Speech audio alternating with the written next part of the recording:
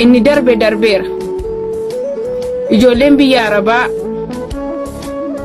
qooda baay'ee dhabdeetti qooda heerumuu qooda dahuu qooda heerumsiifachuu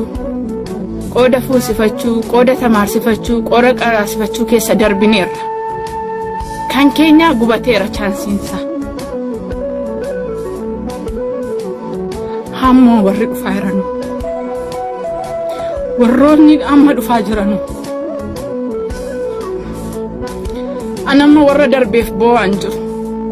warroota hammaafan boo'ar aloota hammatu